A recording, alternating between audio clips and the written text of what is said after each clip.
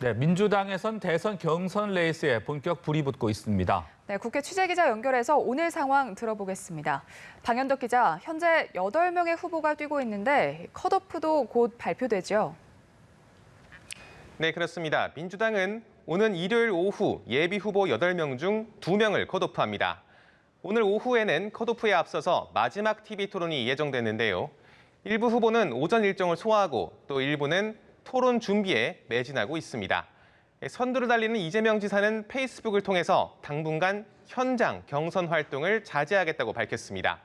코로나 상황이 심상치 않은 만큼 자신의 도지사로서의 역할을 우선하겠다는 겁니다. 반면에 이낙연 전 대표는 오늘 라디오에 나와서 이재명 지사를 비판했는데요. 이른바 바지 발언에 대해서 입에 올리기도 거북하고 민망한 발언이라고 말했습니다. 정세균 전 국무총리는 경제정책 간담회를 가졌습니다.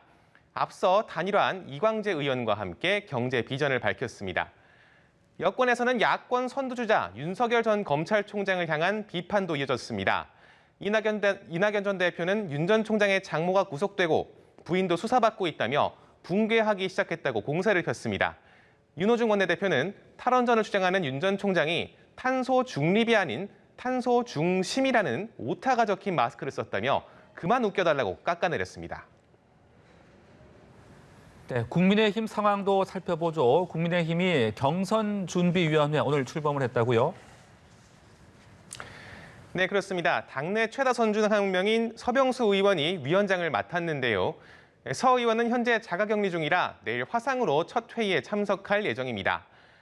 8월 예비 후보들을 상대로 경선을 정시에 시작해서 컷오프를 2차례 거쳐 본경선 후보 4명을 뽑는다는 게 이준석 대표의 구상입니다. 이 대표는 라디오에 나와서 당 밖에 윤석열 전 총장과 최재형 전 감사원장이 경선 버스에 정시 탑승할 거라고 자신감을 내비쳤습니다. 윤 전 총장은 오늘 민생 행보를 이어갔는데요. 서울 강남에서 스타트업 기업 대표들과 만나 경제 역동성을 위해 자유를 줘야 한다며 규제 타파 주장을 내놨습니다. 한편 정치 참여 의사를 어제 밝혔던 최재형 전 감사원장은 오늘 새벽 부친상을 당했습니다.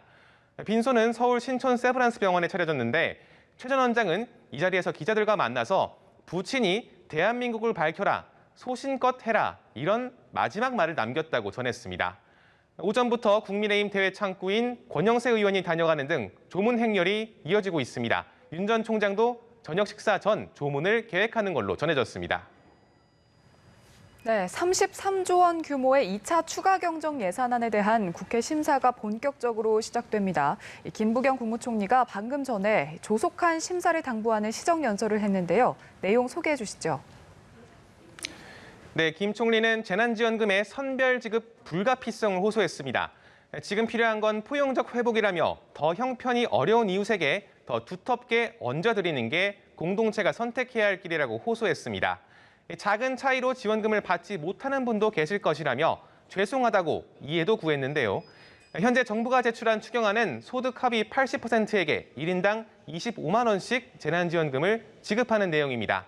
하지만 여당인 더불어민주당 내에서는 하위 80%가 아닌 전국민 지원안이 고개를 들고 있어 앞으로 진통이 예상됩니다.